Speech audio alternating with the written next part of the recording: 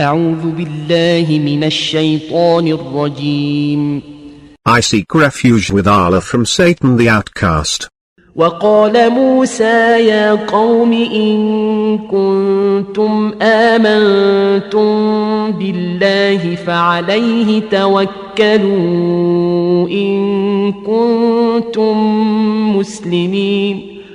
Moses said, O my people, if you have believed in Allah, then put your trust in Him, if you have submitted.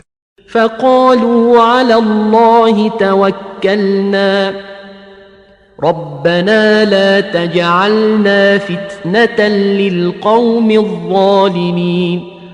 They said, In Allah we have put our trust. Our Lord, do not make us victims of the oppressive people.